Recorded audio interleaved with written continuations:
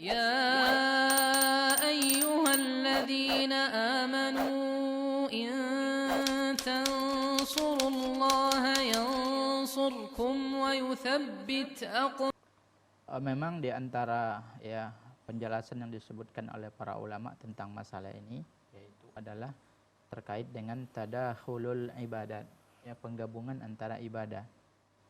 Ya wallahu alam ini memang tidak memiliki dalil yang spesifik ya, artinya mungkin ya hadisnya itu secara khusus menjelaskan boleh kita menggabung ini, wallahu alam. Yang saya ketahui itu belum ada saya temukan.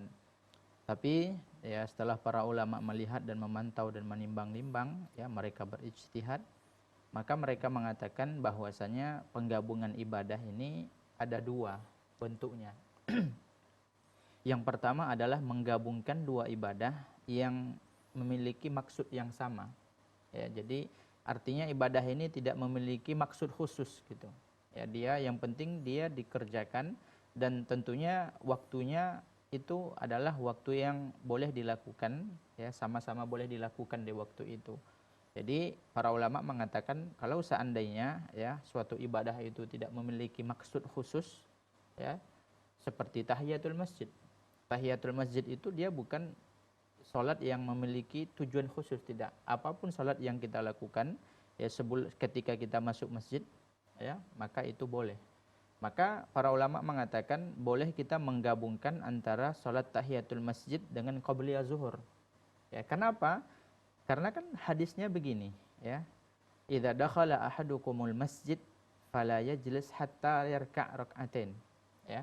Apabila salah seorang di antara kalian masuk masjid, maka janganlah dia tersebut duduk sampai dia tersebut salat 2 rakaat.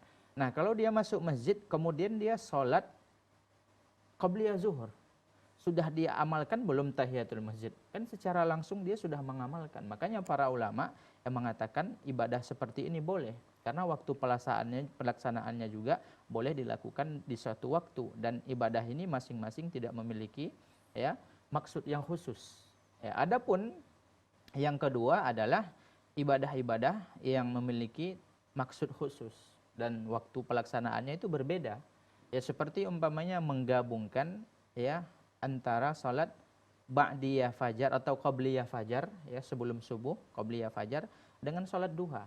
Ya ini kan dua salat sunat yang berbeda, memiliki maksud khusus dan waktu pelaksanaannya juga berbeda. Maka tidak boleh digabungkan. Ya. Maka kalau seandainya ada di antara kita yang ya telat bangun, kesiangan sehingga dia nggak sempat melakukan qabliyah subuh, kemudian dia qadha. Ya, dia qadha setelah dia tersebut ya sampai di kantor mamanya jam 8. Kemudian dia qadha 2 rakaat, kemudian dia gabungkan dengan duha, itu tidak bisa. Ya karena dua salat ini memiliki maksud dan waktu yang berbeda.